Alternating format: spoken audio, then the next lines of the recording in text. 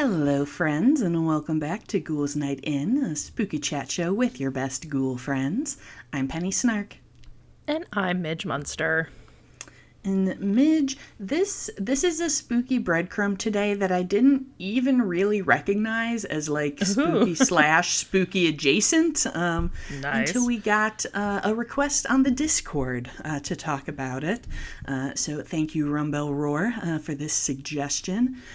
Midge, we are going to the not too distant future to hop on board the satellite of love and watch some terrible movies with hilarious robots. We're going to talk about Mystery Science Theater 3000. Oh, wow.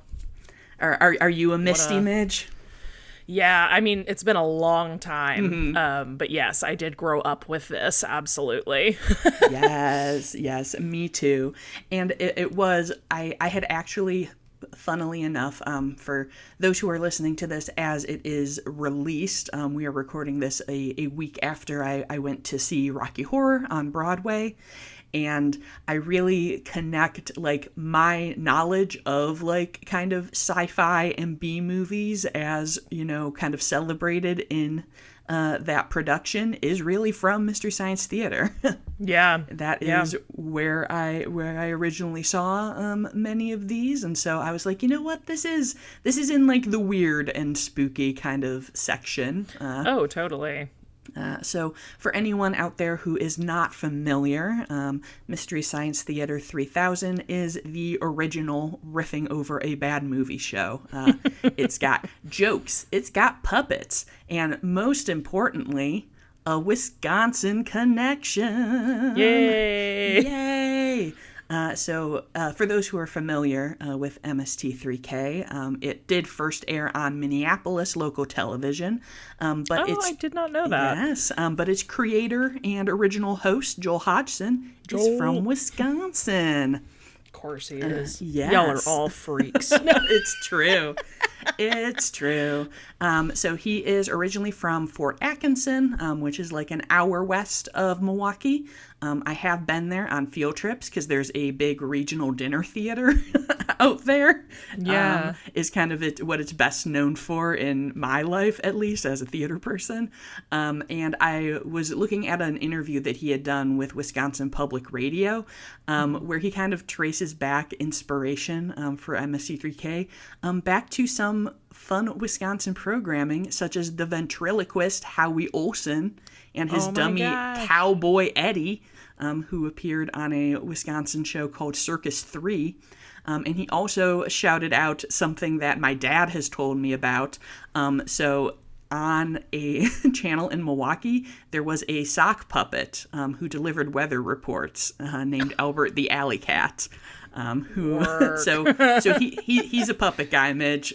He's a puppet guy from the beginning. Someone has to be. Someone's got to be. So he grows up to be a successful local stand-up in Minneapolis, and he does move out to LA to kind of For a second, I was like, Albert the Alley Cat? Yeah. Yes, Albert the Alley Cat made big moves. I was like, wow. Wow. No, no. I'm back. We're back. Joel. We're talking about Joel. Yeah. We're talking about Joel. And he moves to LA for like an offer for a sitcom. He like is kind of like trying to make moves, but ends up just really not being into like the entertainment industry as it exists out there, and does come back to Minneapolis. And when he comes back, he gets a job printing T-shirts to leave his mind free for comedy ideas, which I'm like, this feels very relatable to me. Where it's like sometimes you got to do the something mindless day boring. Job so that yes. I can. Yep. And this is where he first develops the concept for Mystery Science Theater 3000. So one of the major inspos that he references a lot is in the album for Goodbye Yellow Brick Road. There's a image that has a silhouette of like two people in a movie theater watching a Clark Gable film, and he was like, interesting. And also when he was Now what if Now, what if those people were me and they were talking and saying funny jokes? Robots, yeah. And he says, that in college is when he was kind of first introduced to this idea of like ironic viewing of movies and having like art house theaters that are showing, Plan 9 from Outer Space.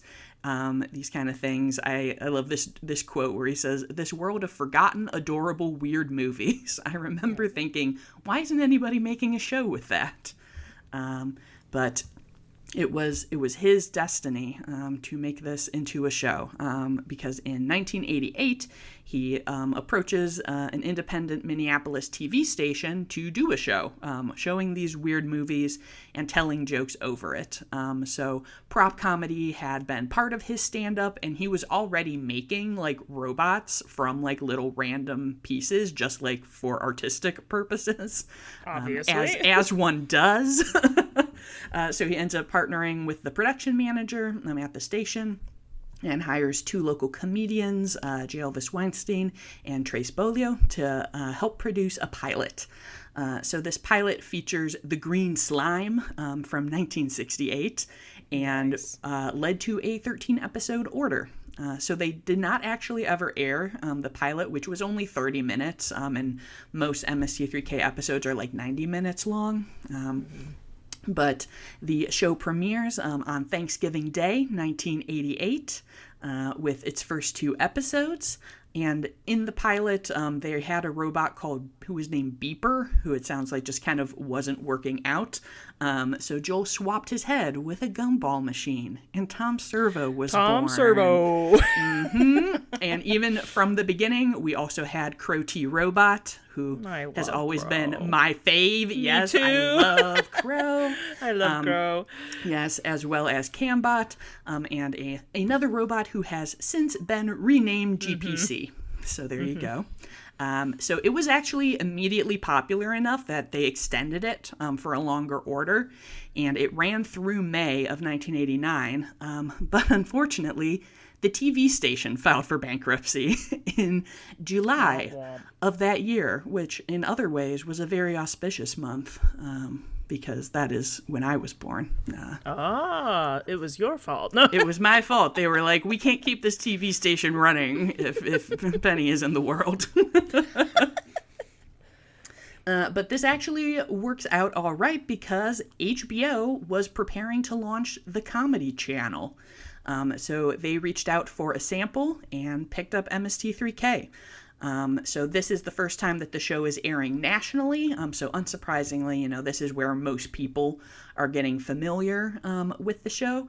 Something that I really thought was cool is that in the deal they made with HBO, Joel and Jim Allen, who was from the TV station, retained the rights to the show. Oh, nice. And they actually were able to keep producing it in the Minneapolis area, which was, of course, significantly less expensive for HBO to make.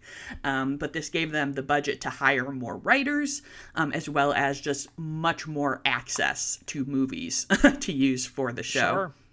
Yes. This is where we first introduced this concept that these mad scientists are keeping Joel, or later Mike, in space and showing him terrible movies as part of their experiment. And it is just, as I kind of said before, I think for a lot of people, this is your first exposure to B movies and cult films and the ironic viewing that we mentioned before. I'm probably jumping ahead of you if this is true. Doesn't this later become a part of the Sci-Fi Channel? It does, man. Okay. It does. Okay. Yes. Because I was like, that's where I come in, I think, is at that point. Because I think this, and then I think I've mentioned many times here before that my dad and I were Sci-Fi Movie Sundays people. Oh, yeah. With Troll, Yeti.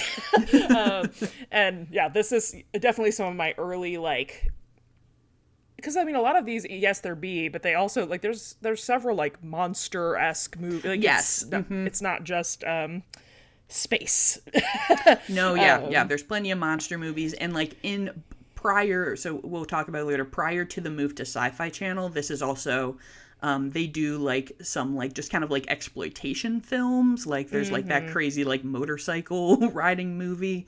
And I also really like, they do let, I've always been a big fan of the shorts where they like riff over like 1950s, like this is how you flirt with girls types of things.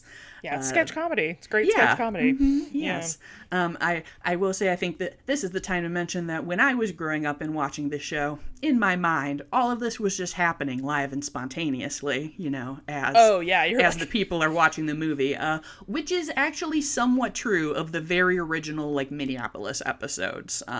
So in those days, they would like, it sounded like usually like just Joel would watch the movie and take some notes, and then the jokes were mostly ad-libbed live while watching it, and shocking. Much like an episode of Ghouls Night in Much Pod. like, yes.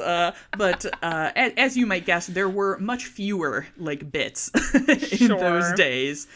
So once this kind of version of the show on Comedy Channel, they are estimating that there are more than 600 riffs and sometimes upwards of 800. So they would get together as a writing staff and watch the film and give like, you know, jokes as they were watching and just kind of like jot it down and then narrow it all down for like the approved version that they want to polish, you know, for the show. Mm-hmm. And I do want to say that Joel gives credit to a Simpsons writer named Dana Gould for the first use of the term riff as a comedic sense versus musical. But like through this show is how this term is popularized. And it's just kind of crazy to think about that. Like it feels very natural to talk about like riffing on something you know, making jokes. But really, like that was mostly first used to talk about MST3K.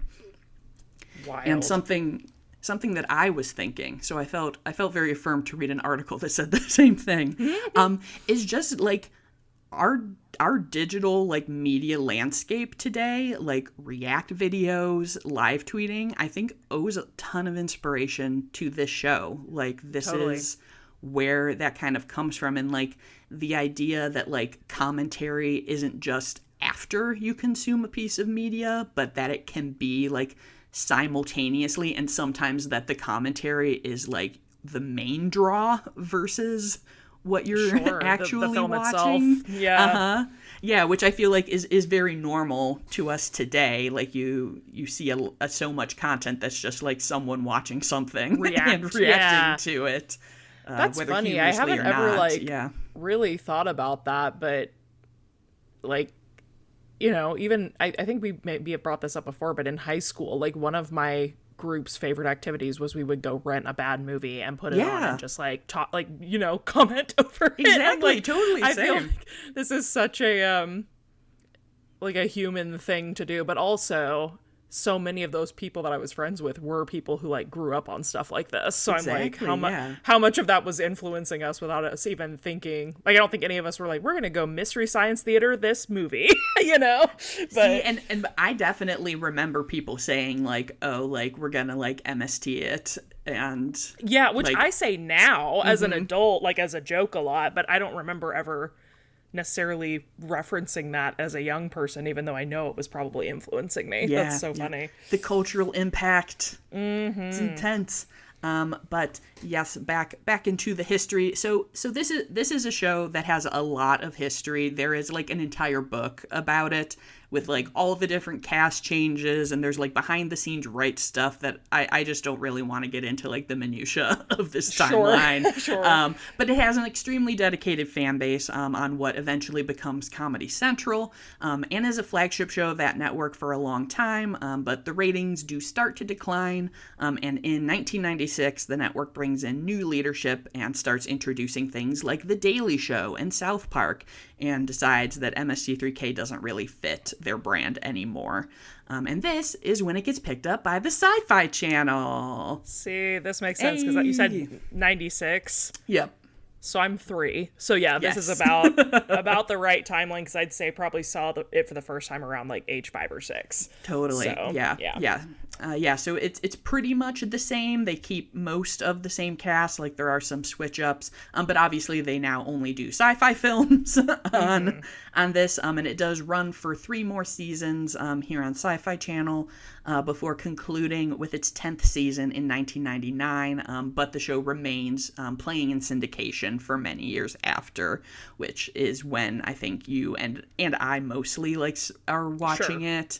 And it's just kind of part of life. I definitely remember sitting with my dad also and watching this is these peak shows. dad content. Yeah, Definitely peak dad content. And my sister and I, once these started coming out on home video, we would rent videos from the library and come home and watch them and just love this show. After this concludes, you get the cast and writing staff kind of splitting off into different projects. This is the birth of Riff Tracks, which was an audio track that you played alongside the movie, which of course means that you don't have to get the rights for anything. So this kind of started introducing, doing new and popular movies and not just weird old ones. And then another chunk of the cast and writers started Cinematic Titanic, which was a touring live show, which I did go see. I forgot about Cinematic Titanic. Holy hell. Yes, my sister and I did go to Cinematic Titanic live, which was a blast, a great time. And this was basically the same as MST3K, with people sitting in silhouette on stage and riffing over a B movie. But it was a good old time. Did you ever go see this one or any of the others live, Midge? No, but I just feel like that just came crashing back into my memory that even happened. Mm-hmm. Yeah. No, yeah. I've never seen any of the folks involved live, which is a bummer. But, I mean, I would have been right in the right, what's the word I want to say? Age group, I guess. Yeah, because I could have gone. They toured, they stopped touring in 2013. Right, I'm pretty sure my sister and I went to the, on a stop on the last tour that they did, which was a good time. But Midge, you may have heard another catchphrase associated with this show. Keep circulating the tapes. So this was famously in the credits of the MS2 episodes until a network made them take it out. Because they were you can't tell people to record our show. But they've always encouraged the audience to have ownership in the show, to tape it, share it with each other. Which is why I would say it's not that surprising that when Joel regained the rights to the show and launched a Kickstarter in 2015, it became at the time the most funded project in the film and TV category, with just over $5.7 million raised. Wow. Which would, side note, fun fact, only be beat out in 2019 by my friends at Critical Role. Who were filming that, and they actually, on their conclusion of the live stream, Joel came and appeared, cool. And it was so nice, and they were just we're sorry that we're beating your record. And he was congratulations. That's awesome. It was very cute. It was very cool. So that Kickstarter leads to the 2 seasons of the show that we get on Netflix, featuring Jonah Ray, Felicia Day, and Patton Oswalt as the new human cast, which I think are solid episodes. They are a good time. There's very little that Felicia Day can do wrong in my book. So I know. I love her. She's great. They do make some more self-produced episodes, continue to do some crowdfunding, but right now, in 2026, it has been announced that there's going to be a new set of episodes produced with the Riff Tracks crew at the helm, which is pretty exciting because this is going to be the first return since departing the show of Trace and of Frank Conniff, TV's Frank, coming back as the Mads for an episode, as well as writing on the new show. And Pearl is coming back too, and I think Mike Nelson is going to host. Hell yeah. So I'm very excited for that. I think it was just, they kind of announced the details in May, so I think that's underway. Cool. which is very cool. Very excited. But I mean, I feel like it's hard to beat the nostalgia of the original show. And Midge knows this because I have told her about this many times. But Shout Factory, which was the company that did all of the home video releases, does air free marathons on YouTube. So you can chill out and have a good time, watch them. I will say, so if you have never watched this before and you're like, ooh, I want to try it, or if you're looking to revisit it, there's occasionally jokes that don't age well. Like, on the whole, I'm really impressed with like a show that's like from the 90s. Like, it is mostly pretty good, but there's a few moments, and of course, as stated before, the robot, currently known as GPC, had a former name that we no longer use, so you will be hearing that if you're watching older episodes. Yeah, but yeah, there's I guess my brain is like thinking about things I have gone back and revisited lately. Like, I was such a huge Mighty Boosh person, and I went back and watched some of that recently, and I was like, holy crap, this aged badly. Whoa! Like, I do not remember that being so bad, but, like, I don't feel that Mystery Science had that No, I don't level think so. of, like, woof! Which, again, like you said, just for the time period, is pretty impressive. Yes, and I think it's important that it was always kind of the ethos of the show that they were like, we don't want to be like mean in these bits, like, no, it's very like silly goofy. It's very silly goofy, and like people have had different reactions to being parodied on the show. Sure. Some people are really not pleased about it, which is true of anything. You know? And famously, they were refused the rights to release the Gamera episodes because like the Japanese company that owned the rights were like extremely offended that they made fun of Gamera. Which, like, honestly though, doesn't surprise me. I think like in general, and not in a bad way, just I think Japan takes their cinema a lot more seriously than like USA and other places. So yeah, that doesn't like shock me. And like no but there were also, is there right, but also sure yeah but there were also lots of instances where, you know, kind of once the show was going, actors who had appeared in the films would like come on to like introduce like a you know, marathon that would include their movie. So yes, so people were a lot of people were like, yeah, you know, this makes sense. Like this movie was maybe not ideal. This was one of those things. This happened not too long ago where I made a Mystery Science Theater like joke about, you know, like something that was happening, and I was like, oh, are we in a Mystery Science Theater this whole thing? And I realized very quickly that I was the oldest person in the room. Oh, no. I was like, oh, my God, there are people that are like, this is going to... They don't know what this is. That's crazy. No, I know. If you don't know, you should check it out because it is really fun.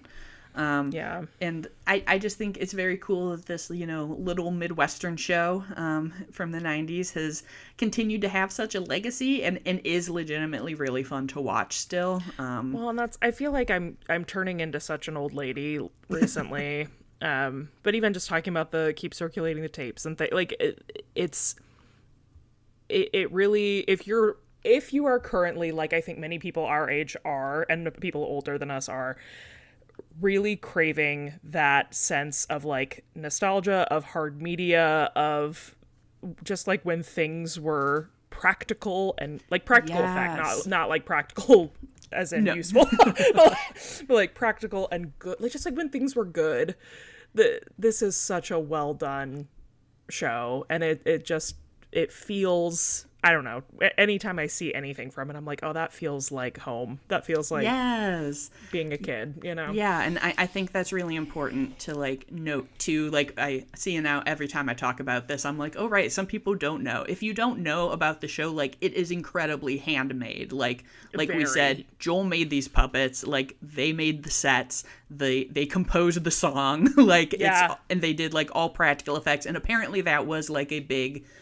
sticking point with the Netflix like remake. Sure. That like Joel was like, no, like we're doing practical effects. Like I do not want this to become like something digital. And so like it has a very handmade quality, and just like something like Midge says, something that was made out of like genuine affection and love for these things. So it does. Also, we like owe them for like what became Elvira's movie Macabre. Yes. And like this is really like the OG of any of those kind of shows. Yep. So today, the show is regularly ranked as one of the top cult shows of all time.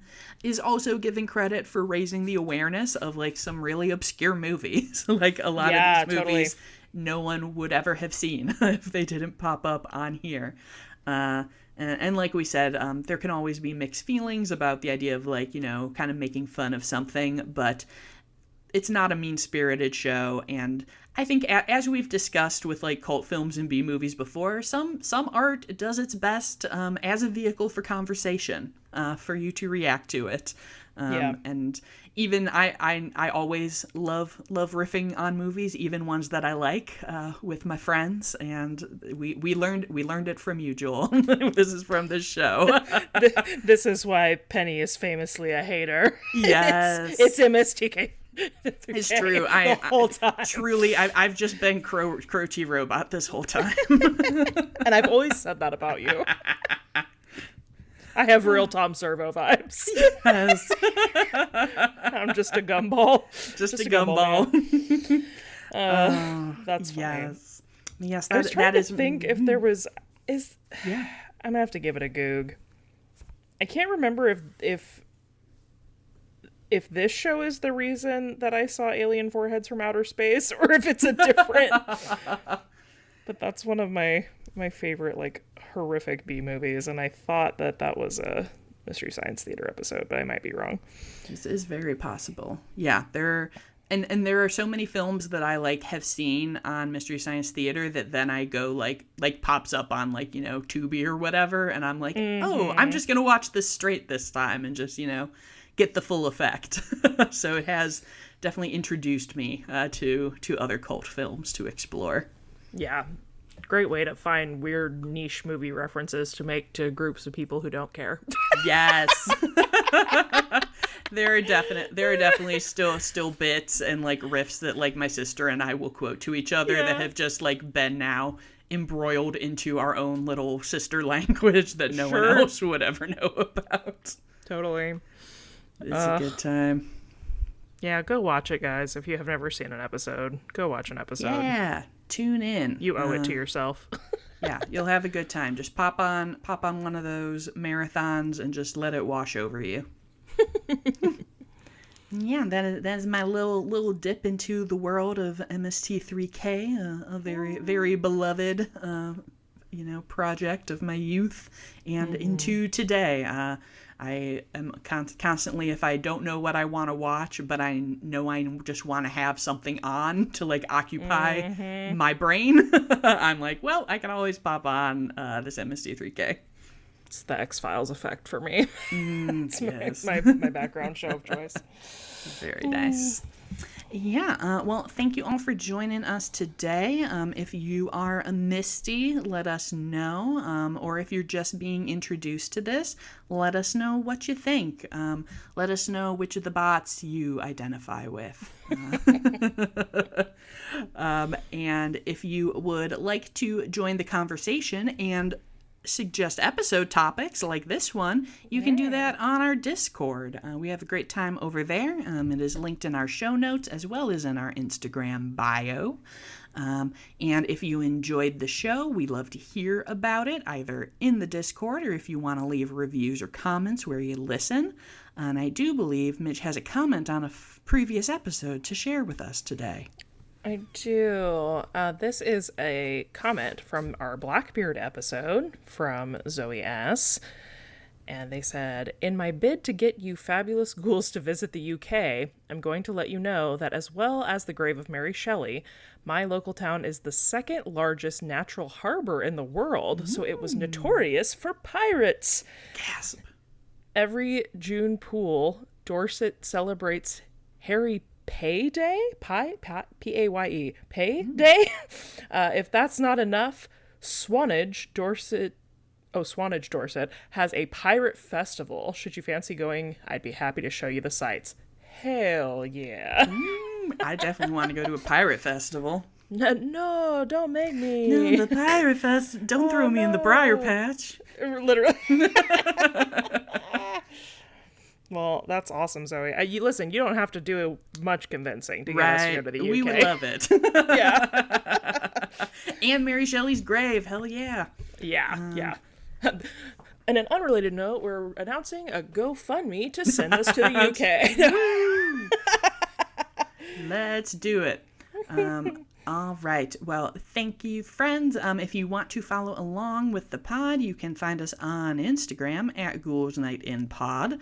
And if you are looking for me, you can find me at Penny Snark. And you can find me all across the web at Midge Munster. And until next time, goodbye.